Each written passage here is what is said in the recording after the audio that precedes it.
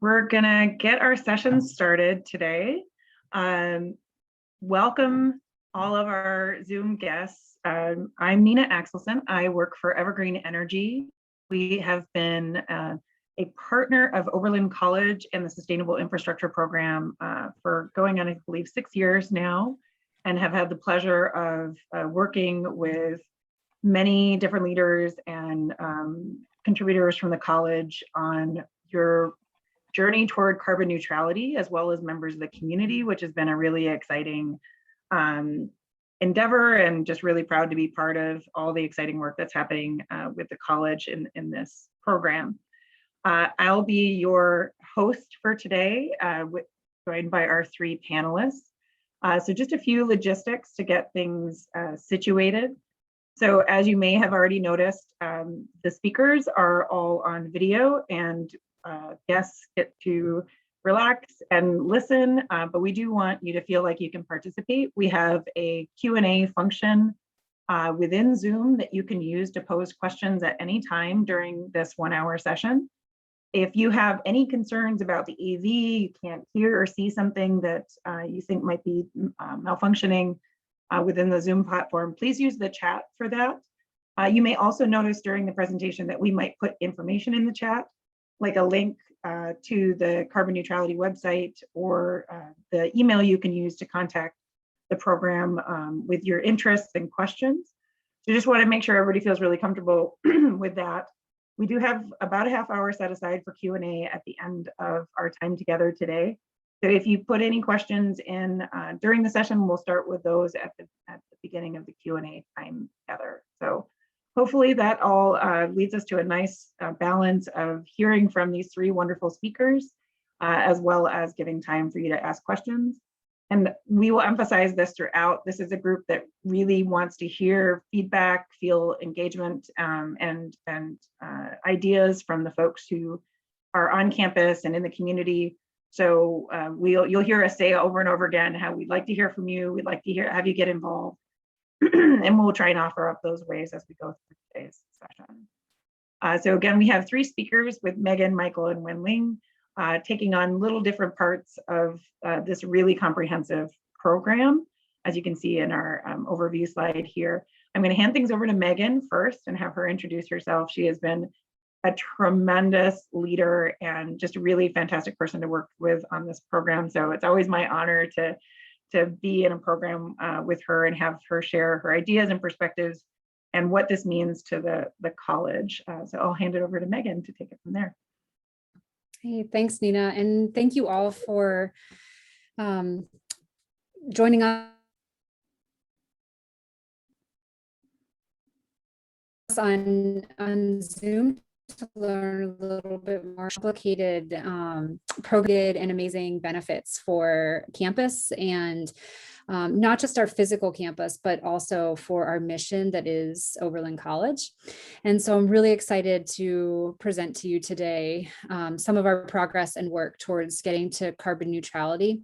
Most of you have seen some visual signs of some real tangible work. And I think that our work at Oberlin, we're not just offsetting our to meet our carbon commitment, but we're actually doing the real tangible work and striving to be a model for other campuses and other communities to make some real tangible work and make this world an even greater place. And so we started our construction work that will last about the next 4 years. And at the heart of a lot of that construction work is our campus-wide conversion to a geothermal heating and cooling system. So this positions our institution really as a national leader in clean energy. You can see here's our call for action. The major impetus of our sustainable infrastructure program is our carbon neutrality commitment by 2025. The biggest impact of our carbon profile at Oberlin College is our heating profile. So how we heat our buildings on campus is that biggest impact. And so we've really focused this particular work on addressing the carbon mitigation needs of our heating system. But as we looked at that call for action, it unraveled a whole lot of other pieces that just made a lot of good sense to address too. So we stepped back and took a big holistic picture approach to a lot of our infrastructure needs on campus, since we would be addressing some of the heating system needs anyway. And we're able to do that from a carbon perspective as well as operational savings perspective.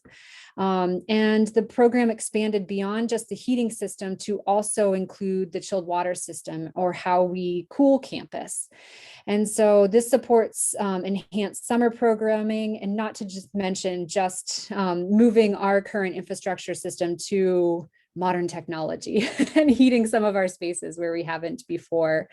And so that's a pretty exciting piece to evolve this program to also impact our chilled water system and expand that. And then we're also addressing some of the other utility needs throughout campus. So the IT fiber network, for example, I think more of us than ever before through Zoom meetings, we've just had to rely on technology that we didn't expect. And so it's exciting. We'll run all new fiber throughout campus and enhance that fiber and really set us up for future scenarios and a stronger system from an IT perspective. We'll also address some of our electrical infrastructure and all the support that is needed to upgrade that system. And then, of course, the fire suppression in some of our buildings. The reality of this is our steam system and some of our other utility infrastructure systems, after doing some really detailed assessments, are aged beyond the point of repair. So we're not only able to impact that carbon profile, but also address some of the aged infrastructure on campus. And there's a slide a little bit later on in the presentation, and I will emphasize exactly how old and ugly our system actually is. It's a little scary how what's underground on our system. So, and of course, all of this does not work unless if we have an implementable and financeable plan. And that piece of the call for action really has separated this work in our carbon neutrality programming from any others that have been done over the past 20 years or so. There's been numerous studies over how do we get campus to carbon neutrality, but none of them really came up with the financial metrics to get there. And so that business organizational structure that supports all of this work is kind of foundational to this work and a major track of ours. Next slide, please, Nina. So this pie graph, you can see the green, the red, the blue, that is all heating and cooling infrastructure needs there. So you can see exactly how big our carbon or our heating and cooling system is to our carbon profile. It is the majority of it. So our baseline year at Oberlin College is actually 2007, in which we benchmark our greenhouse gas inventory. This pie graph is from 14, and it just illustrates how far we've come very recently. In 14, we were still trucking in truckloads of coal to heat and cool campus. And that in that year of 14 was the last coal drop that happened on campus, and we switched to natural gas. But even natural gas is a fossil fuel and was designed as an interim step. And so it's really nice to be able to present to you that step, that final carbon neutral step that our heating system will be founded on. And that is geothermal in our case. And Mike will get into a lot of the fun technical details that we can all kind of geek out on geothermal and what that really means. But it starts with our district energy system here on campus and how we heat and cool most of our buildings on campus, especially our core buildings on campus, are all heated and cooled with a district energy system. I shouldn't say all, but about 55 of our buildings are on our current steam system. And about 15 of our buildings are on our chilled water system. So underground heating pipes, steam pipes, is how we heat our buildings. And basically all of campus shares one big boiler, one big central plant boiler. And so what this means for Oberlin College, though, in our future is that we have actually a really great foundation to be able to impact our carbon profile in one foul swoop, which is kind of what we are doing. So that district energy infrastructure is an incredible asset to Oberlin College and our carbon commitment, because we can address issues at that central source that will affect those other 55 buildings, those other 15 buildings that are cooled on, and then expand even beyond that into the 11 additional buildings that will be on our cooling system. So it is an incredible legacy system that we have that we are essentially modernizing on a pretty large scale. And we're being very thoughtful about how we do that. Next slide, please, Nina. Thanks. So this is a slide I was talking about. Our current steam system, it's aged, it's ugly, it's dead, essentially. This pipe was pulled out of South Campus earlier this spring. And so you can see there's a huge hole in that steam pipe, and that is kind of the state of the infrastructure underground, particularly on South Campus.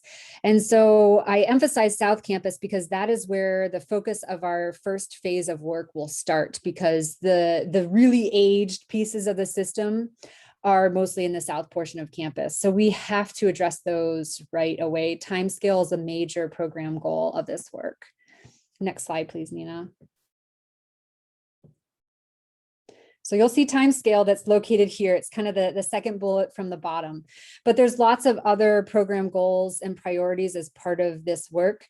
A little bit unique for an infrastructure program work, but this program is rooted in our sustainability office here on campus. And so our approach to life and answering questions that life has to answer is with that sustainability mindset. And this program work is no different. So it's a pretty, I'm very, very proud of our approach to this work, in part because we have really comprehensively started this work from the beginning with a lot of those principles, those sustainability principles and goals in mind in this project.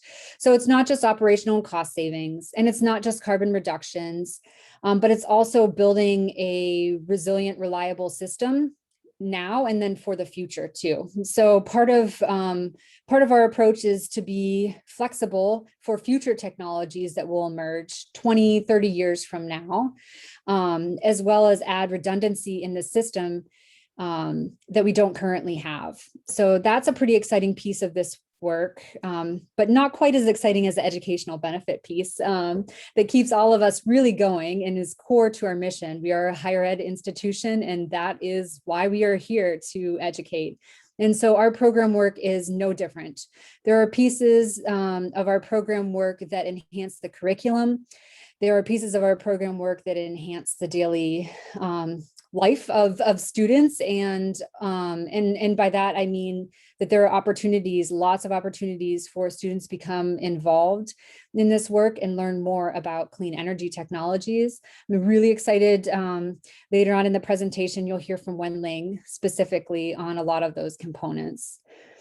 Also, community benefit is a major piece of this work too. So district energy systems do not have to stop at our borders, and they are able to expand in the community and offer carbon neutral source to the community that currently isn't offered today. So the city of Oberlin is very supportive of this work, in part because this particular program is one tool that the city can add to their toolbox to help them meet their own carbon commitments. So the city has a carbon neutrality commitment, climate positive commitment by 2050. And without this particular program work, some of the heating solutions wouldn't exist in the city's climate action plan. So there's lots of coordination with the city on this work. Not to mention that we just want to be good neighbors here. And we have a potential resource that they could benefit from. I mentioned timescale, and then finally, making sure that whatever we do sets us up financially for a quality future for Oberlin College, so that we can exist, in 100 years and be financially strong. Next slide, Nina. So now you have a basic overview of where we've been, where we want to go, and some of the complexities of the technologies, of the business structures, et cetera, that we needed to address in this program work to actually get it off the ground and implementable.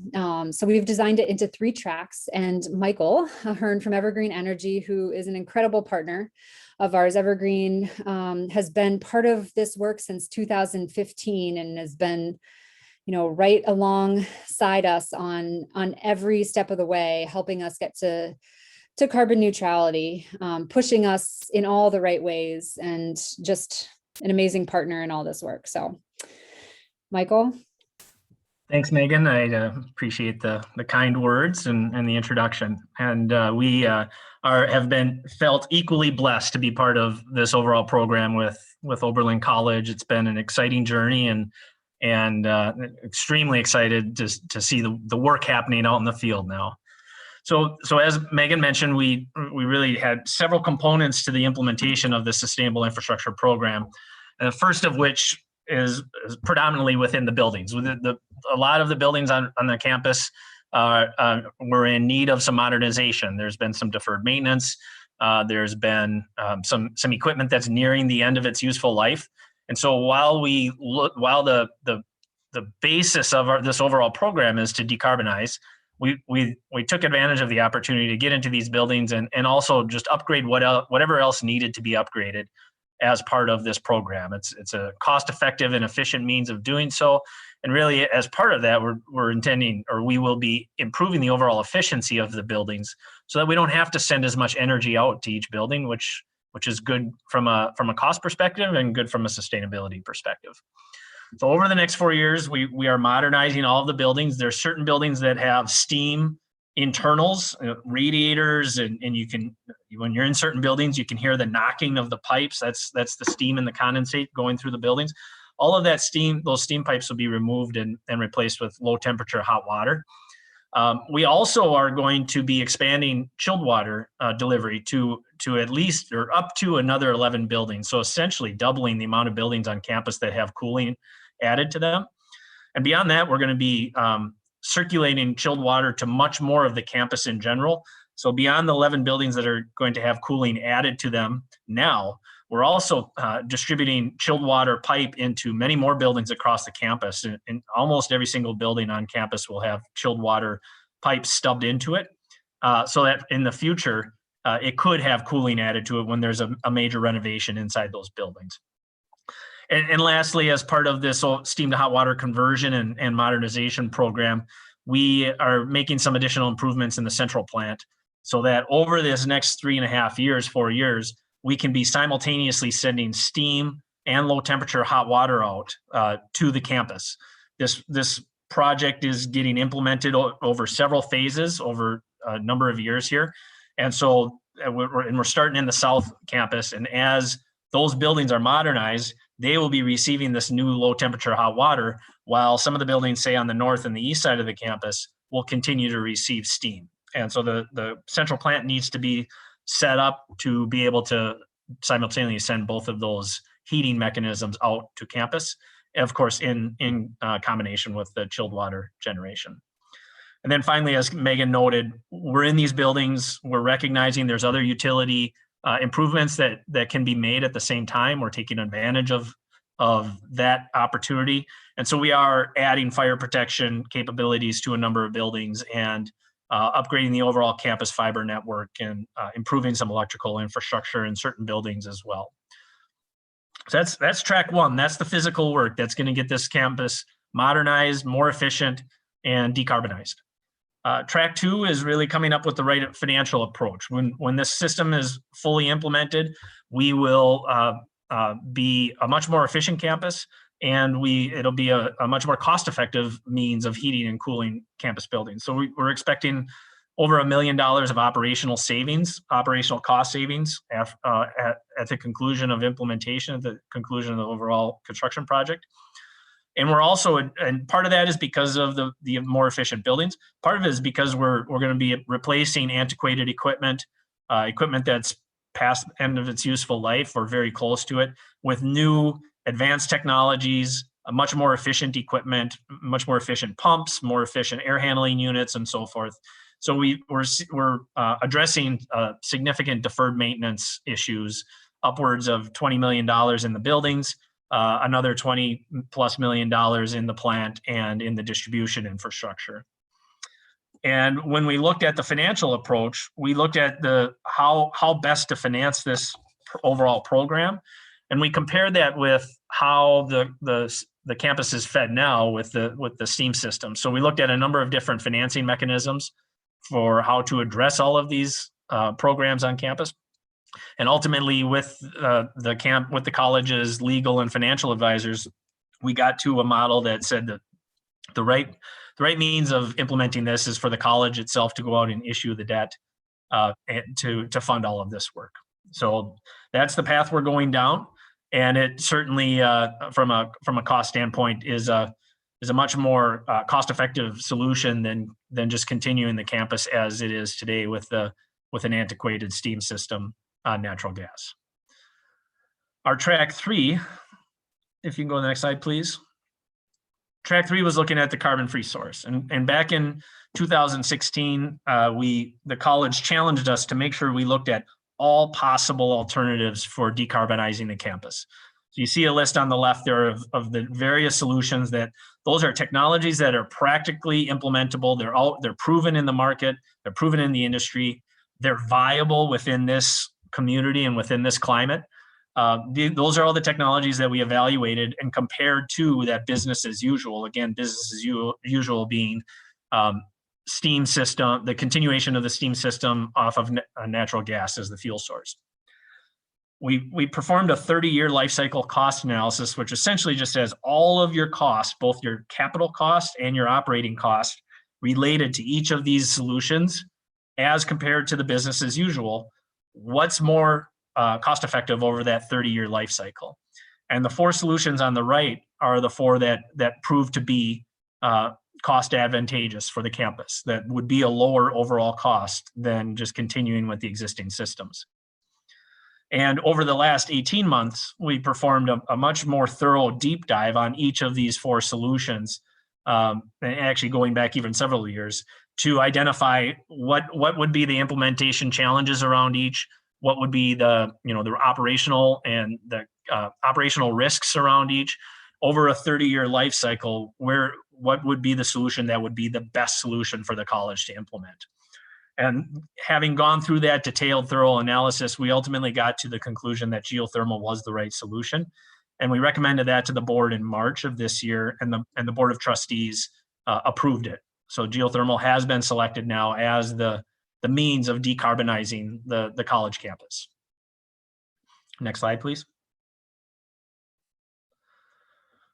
So what does that do for the college? What are the benefits that brings? Significant reduction of water usage and sewer discharge, upwards of 5 million gallons per year of water that the college will not consume. It gets us to within about 10% of that goal of a fully decarbonized campus. We're leveraging the carbon-free profile of OMLPS's grid, the local electric utility, to essentially electrify our entire heating and cooling profile on the college campus. And in doing that, as I said, that gives us a continued significant reduction in our carbon emissions. The modernization of campus buildings, as I said before, will improve the energy efficiency profile of the campus by about 30%. So we'll be using roughly 30% less energy at the end of this program than we are today. So just that in and of itself is a huge step toward sustainability. And then, as Megan mentioned before, we're designing and installing this system in a manner that will allow us to expand it out into the community, so that this becomes more than just a college asset. It becomes a broader community asset that we can look to decarbonize other buildings within the Oberlin community, not just the campus buildings. Next slide, please. So, just a little bit different view of what Megan had showed you before. We have significant carbon emission reductions going all the way back from 2007, particularly with the implementation of the conversion of the central plant from coal to gas. But it's that last step now. How do we get down to zero? And this program will get us very close. As mentioned before, we get to within about 90% or within about 10%. But when the Board of Trustees approved the geothermal as the solution in March, they made it very clear that this is not far enough. We need to keep going. We need to get that last 10%. So our team's working with the Oberlin team now to lay out a detailed plan for how we get that last remaining amount of carbon emissions eliminated on campus. And we are intending to start working through that detailed planning effort here in parallel to the construction activities, so that we can get the college to fully carbon-free by 2025. Next slide. A little bit about, in a little bit of detail about how geothermal works. When you go down into the core of the earth, 600 feet down into the earth, the temperature is generally constantly around 55 degrees. So we're leveraging that constant temperature of the earth to provide both heating and cooling to campus buildings. What we are able to do is in the central plant, you'll have these heat recovery chillers, heat pumps they're called by some, that are electrically driven. So again, using the local carbon-free electric grid to simultaneously send hot water and chilled water out to buildings. So it's a process within the equipment themselves that have a tremendously high efficiency that allow you to leverage that 55-degree temperature from the earth to both heat and cool the buildings. It's through a refrigeration cycle. It's a very efficient means of generating hot water and chilled water. And the fact that we are doing both simultaneously, to some extent, what we're able to do, and particularly if you think about October, in October, you go into some buildings and they're very warm, and some buildings are very cold. And ideally, the buildings would be the same temperature. Well, by way of this process, we're actually able to take hot water or heat out of buildings where it's not wanted and put it into buildings where it is wanted, and do so without actually or in a very efficient manner. This simultaneous heating and cooling profile allows us to do that. So connecting all of the buildings and doing so with this hot water and chilled water loop allows us first and foremost to take heat where it's not wanted and send it to where it is wanted. And that's by far the most efficient means of maintaining comfortable temperature in all of the campus buildings that are connected. The well field that we're installing, we're intending to put up on in the north practice fields. Again, the wells are about 600 feet deep. There's going to be roughly 1,100 wells that get installed. During construction, it'll be a little disruptive up in the fields, but we'll take a little bit of them at a time. When the work is all done, you won't even know that the wells are underneath there, other than we're going to have some educational placards up there informing folks about the well field. But you won't be able to physically see the wells; they'll be all underground. So the practice fields long term won't be disrupted, just during construction itself.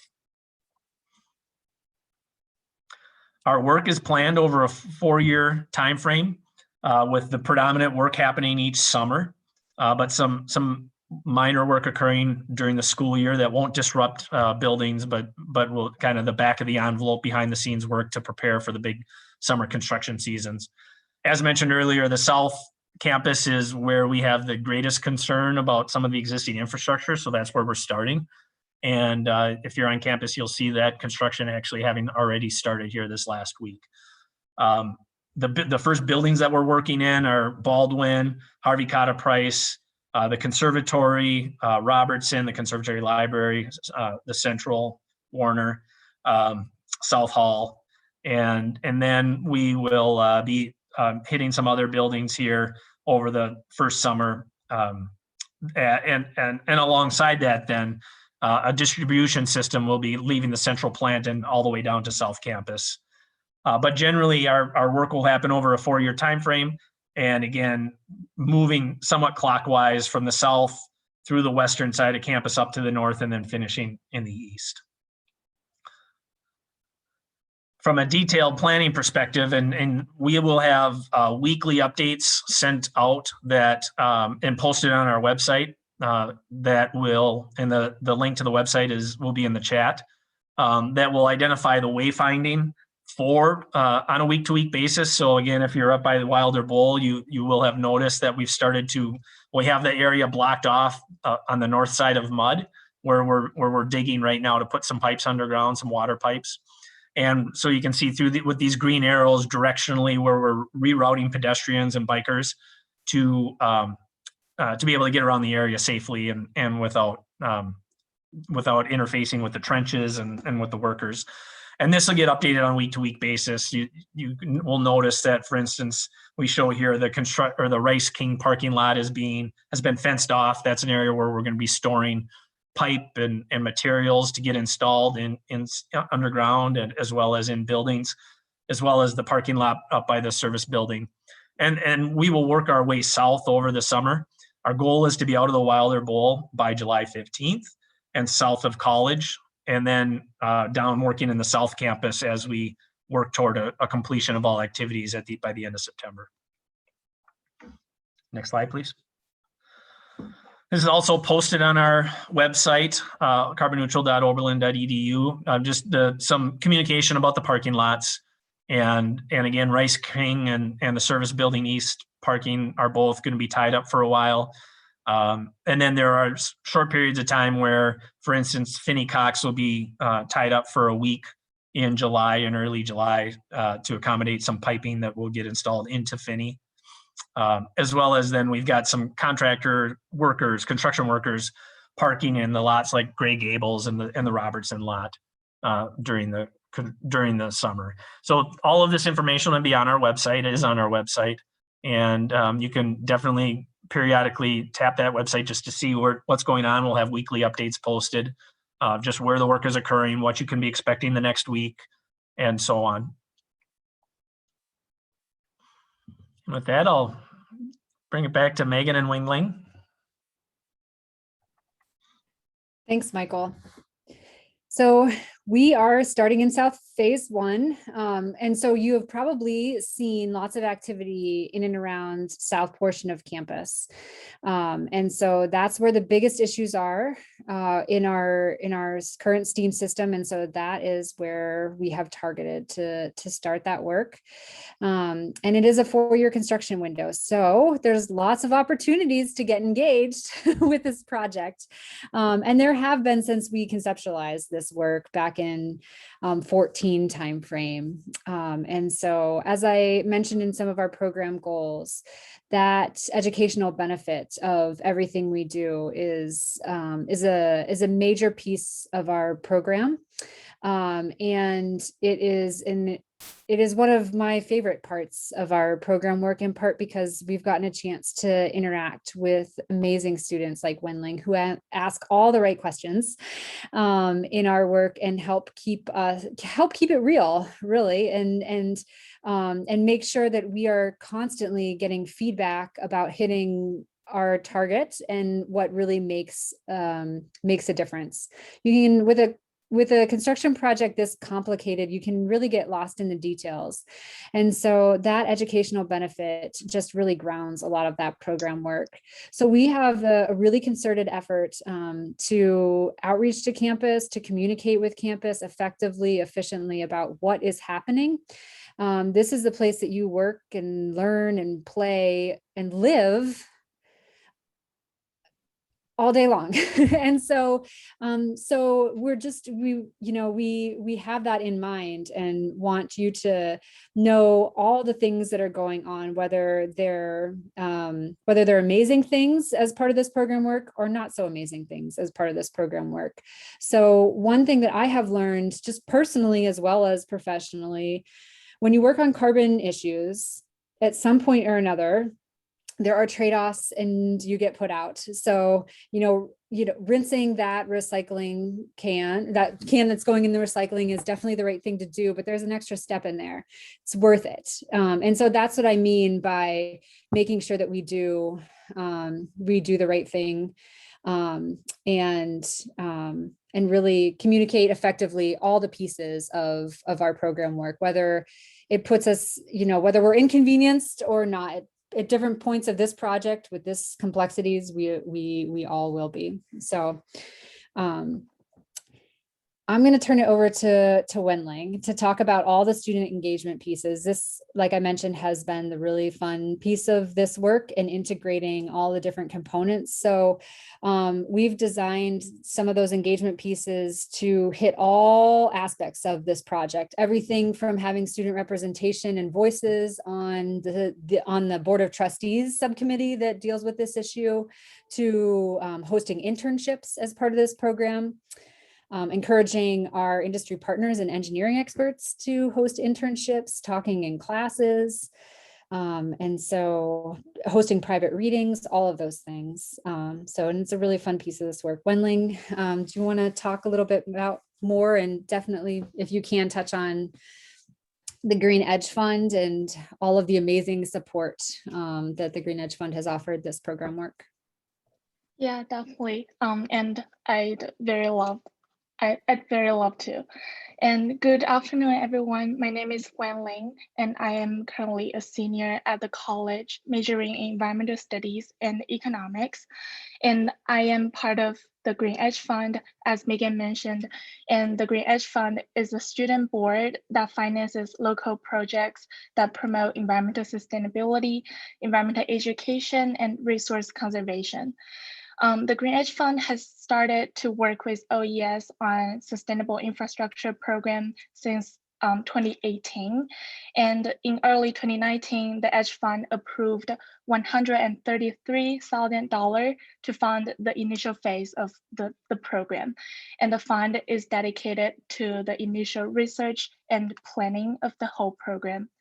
And more recently, in the fall of 2020, we approved another grant of $2,000 to OES in order to expand on the educational value of the program through developing a case study for integrated, hands-on, and very interdisciplinary nature, interdisciplinary learning of carbon neutrality. So if you are an underclassman right now, you may see the course one day on the course catalog. And overall, the Sustainable Infrastructure Program and our endeavor to carbon neutrality include a very large and complicated program.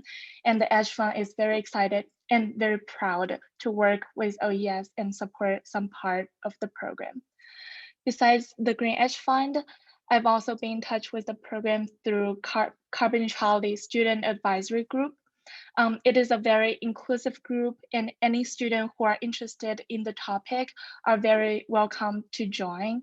And I remember the time before COVID when students from a lot of different environmental groups, such as the Edge Fund, the Resource Conservation Team, Student Senate, all gathered together and listened to the updates, the most recent updates from Megan and Bridget. And those meetings really demystifies the whole programs for a lot of us. And for me personally, as environmental studies and economics major, that particular experience was really unique to me, as I am able to listen to how the college is approaching carbon neutrality, and at the same time learn from different classes. I believe the Carbon Neutrality Student Advisory Group is an very important place for OES to ask for student perspectives. And I really appreciate how the office is dedicated to promote greater transparency of the whole work and really listen to the students.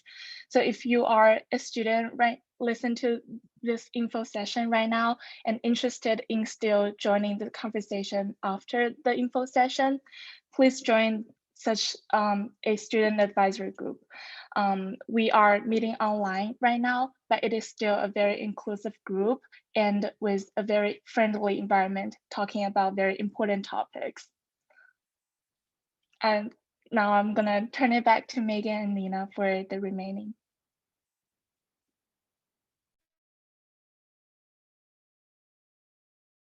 It's going to happen at least once. Thank you so much, Wenling, for your comments, but more so for the contributions and leadership you've shown in this work. It is just inspiring to me. When folks show up in the way that you do, it makes, I think, the rest of us just want to do better and be better and really bring all this work to another level. So thank you for all that you do in that space. And I just want to echo the invitation to especially on the student side of this, as well as if there's any faculty members who are interested in academic integration. We had placed in the chat, but also I'll just note here that, our contact information of reaching out to us if you want to get involved. There will be a subcommittee of the Carbon Neutrality Student Group meeting over the summer to help plan out more student engagement and look at more academic enrichment opportunities. So it is a place for big ideas and little ideas, and just really want to make sure that we're extending that invitation as strongly as possible. So we have a queue of questions.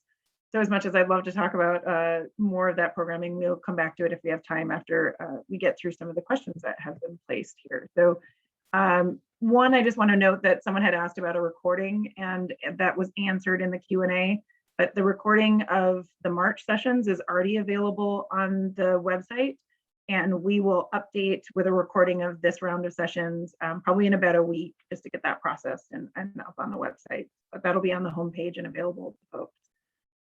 So then going to the next question in the queue, and I think this is probably for Megan, but how can alumni not in the immediate community get involved in this effort? And certainly something that I think is a work in progress. So we may be able to answer some today and then invite let's keep exploring that. So Megan, do you want to answer that question? Yeah, definitely. So the best place for alumni to get involved is through environmental alums. And they've been involved in the process so far, but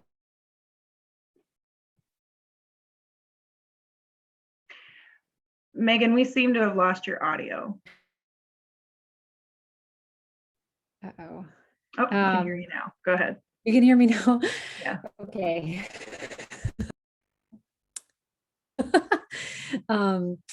So the Enviro alums is probably the best place for alums to have input into this process. They have been involved from the onset of this program work and can continue to be a major group that has informed this work, not to mention the trustees. So we are very fortunate to have many alums on our board of trustees who have also really influenced, supported this work throughout the program conception, even on. And so if there's a large enough subset through Enviro alums that is interested in this program work too, we can also think of different forums. So one thing I love about this program work is we have full ability to be as creative and innovative as we want. And we welcome all of the input, feedback, influences that we can get. We have an incredible group of alumni who are so smart and have already given feedback as part of this process. So for example, one alum did some pro bono work evaluating our financial modeling as part of this program, which was really foundational and actually was utilized by the Green Edge Fund in their processing of the information and influence of the importance of this program work, for example. And there's been other points. We've had another alum evaluate some of our geothermal study work to validate some of that type of work. So I'm just so grateful for the interest from a lot of our alum population. Thanks, Megan. I'm going to keep us moving here so we can get through as many questions as possible. So the next question I'm going to direct to Michael. Could you please explain cooling water, not meaning AC, but just being a transition to AC? Michael, you're on mute.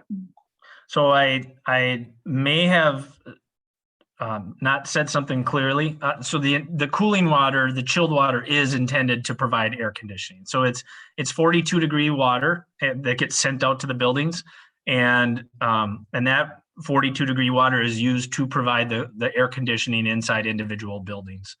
And we typically call it chilled water in the district energy industry, but that is the intention, to provide air conditioning inside individual buildings. Thanks, Michael. And maybe noting one other piece of that, recognizing that part of the air conditioning and cooling process is removing heat from the buildings, which is what helps in that seasonal loop.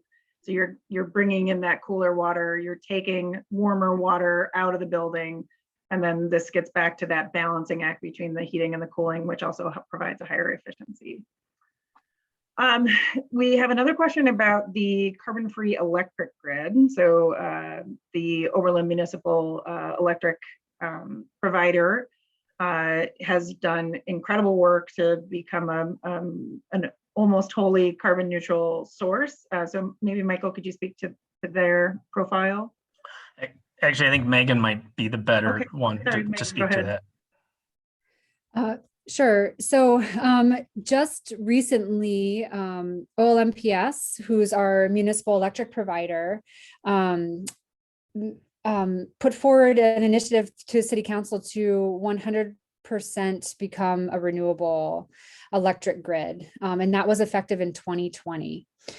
Before that, we were about 86% from an electric provider, which is really great for our community, and honestly has informed a lot of this work. So because our local electric grid is so green, especially compared to the rest of the state. So on average, Ohio's, I think 5% electric, their electric grid is renewable. Here at Oberlin, we were 86 and now 100%. Thank you, Megan. And as a company that works across the country with various electric providers, I'd like to reinforce how exceptional that is. So many of the leading electric utilities in the country are proud to be at a 30 or a 35% carbon neutrality mark, and are looking out past 2030 to get even to 80%. So really exciting that that's part of the portfolio here in Oberlin. I'm going to shift to another technical question about the wells. So we had a question come through in the chat of 1,100 wells and then covered over. This person posing the question has their own geothermal wells that they access once per year for routine maintenance. So could maybe Michael speak to how does that work on a playing field? What is the maintenance routine with wells of this nature? So these wells will be closed loop wells where we will not be moving any water out of the ground. We will have plastic tubes run down through the wells that'll be closed loop plastic tubes. So we'll send water down that's either hotter or colder than the 55 degrees, and it'll come back to us at the 55-degree temperature. It'll be the same water, so we won't be depleting the aquifer, or taking water out of that well field. And once those wells are installed, they do not require maintenance from an annual perspective. It could be over time that there might be a well that needs 15 years from now something is wrong on a particular well, and we have to just address that, which we concentrate our excavation activities to that one individual well to repair whatever needs to be repaired. But generally, they are self-contained and self-sustainable after they've been installed and do not require annual access. And then one follow-up to that, Michael. So the other question is about the spacing. So how the spacing of the wells is determined and why that's optimal for the way that the Oberlin College system works. So the spacing that we've modeled out right now, and we'll start detailed design of the geothermal well field next year in preparation for installation of the well field in 2023. Preliminarily, we have a 20-foot well spacing, so each well will be 20 foot away from the next, both horizontally and vertically, and on the X and the Y grid, and that spacing from a design perspective gives us keeps the wells far enough away where the heat transfer is efficient, but condenses it as much as possible so that we're not taking more space than needed for the field itself. Thank you, Michael. Can I add one thing to what Michael was saying? Sure, and it's more of an emphasis over our approach really to this particular, but it's important to note, I think. And it's a little bit unique, our approach, to get into some of the design aspects of the geothermal well field in about a year. So the purpose for doing that is to collect some actual data over our consumption of South Campus and that conversion. And so why that's important is, our approach is no matter what resource we are using, whether it's a fossil fuel or in our case, a renewable resource, we still want to use that renewable resource in really efficient ways. And so it is what we call in the industry a demand side management approach here to that generation asset, that geothermal well field, so that we can right size it appropriately given our actual resource needs. So it's just kind of getting to that data rich input and allowing a little bit of time. Since we have a 4-year construction window, we might as well use it to our advantage. Utilizing some of that time to actually inform some real calculations into the generation source. Thanks, Megan. That's really helpful context. for those who don't spend their day in and day out on major infrastructure and energy or geothermal planning. So appreciate adding that later. So shifting gears here a little bit, we have a question in the Q&A about the tree removal, and more so about how are we going to extend additional communication into the community and make sure that they have touch points to stay informed. So Megan, I don't know if you'd like to speak to it first, and then I can add some things on some of the plans that we have in place too.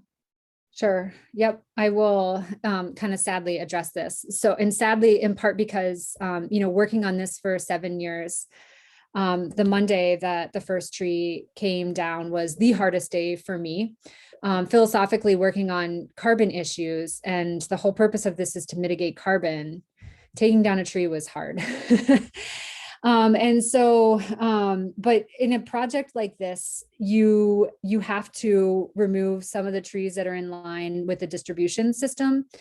And because if you don't, 5 years down the road, they will become unsafe and could fall on someone. And so being proactive about addressing that on campus was definitely a priority. Safety is a major piece of this work.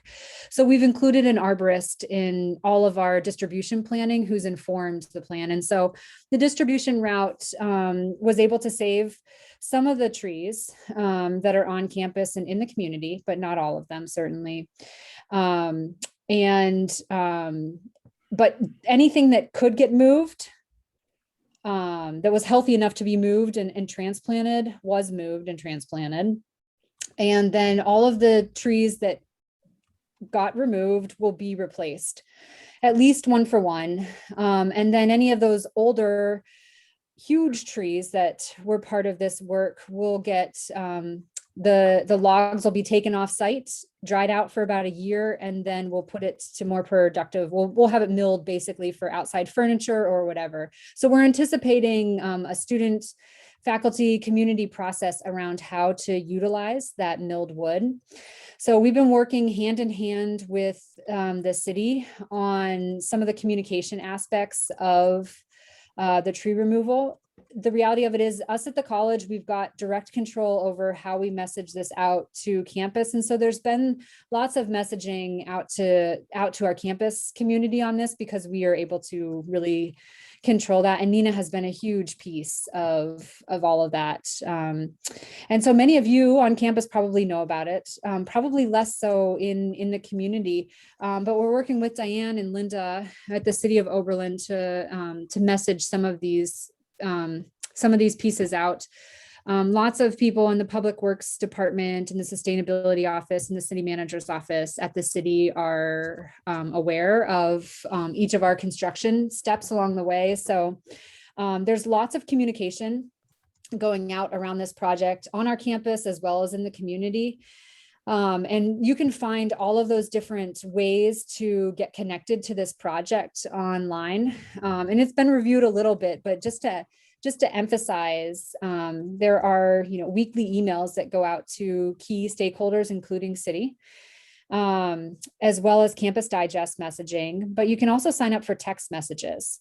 That is a little bit different than some of our other construction projects. Actually, it's different than any other construction project that has happened on campus. We've never had that ability to be able to text out communication. So I would encourage everyone to join with that 440-340-57 or 7570 number that Nina had put in the chat here.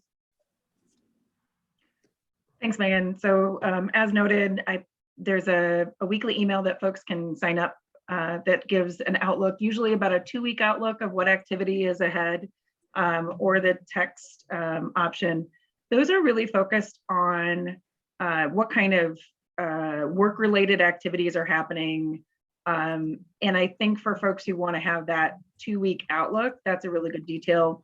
I would guess that there's also this component that Megan spoke to a little bit about how to know about sessions like this, or how to have a better understanding of what the phases of the program look like, or those other pieces. And so reinforcing what Megan said about working with the city to see what other kind of information we can get out into the community. I know that there was a local article published after a city council meeting, but that's not going to get to everybody, and we recognize that. And so that work is evolving and in progress, and appreciate both the very tangible suggestions of platforms we could use.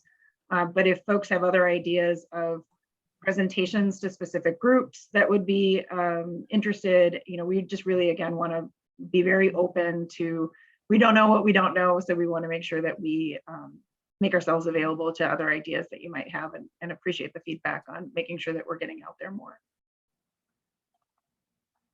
So shifting to another idea in the Q&A, I think Megan is working on an answer here, but I think there are some other opportunities related to the alumni. Probably not something that we can maybe tackle as a group today, but I'll leave Megan to follow up with that. I think this is really exciting to see so much investment from various aspects of the Oberlin community in this work.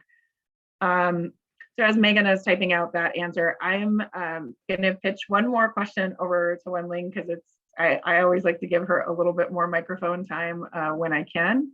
So Wenling, could you speak to a little bit more of the interdisciplinary opportunities that you've seen on how a program like this is not just an engineering opportunity? It's not just something where someone who is in a really heavy science influence, and I think that's been your experience. Could you speak to a little bit more of where the work of the program has coincided with your academic experience? Yeah, definitely. I believe the program is highly interdisciplinary, and students can learn from a lot of different perspectives and angles, and that might be meaningful to our academics and also future career. And for me, what interests me the most is how we finance the project and how we make it financially feasible. I think that falls under the scope of green finance or sustainable finance, like on a larger scope for a country or for the whole world. If we are gonna limit the average temperature rise to within 1.5 degrees Celsius, that requires billions of millions of dollars, and we need like many new or innovative ways to finance those climate needs. And one particular instrument that got me interested in is called green bond, and I did my economics senior research on green bond. And more importantly, involving in this work also got me interested in investment banking and also finance of renewable energy, and also propelled me to work in finance after I graduate. So I believe there are a lot of different aspects, and I really appreciate all the different aspects that I have exposed to, and I am sure with different various opportunities, our students can have different lenses and different takeaways from the program, and those benefits are definitely irreplaceable and unique to their Oberlin experience. Thank you, Wenling. It's always so wonderful to hear it directly from a student who is deeply engaged and deeply talented here, but just always coming back, as Megan said, to the mission of Oberlin, being at the heart of the, preparing students for what's next, and just you're just such a shining example of that. But also, just everything I've seen from the Oberlin leadership and community of what can be done with sustainability and resilience and smart planning. And so just really commend the whole team for making themselves available, for doing this wonderful planning and making such a big investment into a carbon neutral campus. So with that, we're at our time. Just reinforcing that there are many ways to get in touch with us. The website and the email address are the simplest, but please do reach out if you have any additional questions. Or if there's anything else we can chat about. We're really just open to making sure there's two-way communication. Thank you to our panelists for your really wonderful communication of the program and what's on tap here in the coming months. So thank you, everybody, and have a wonderful day.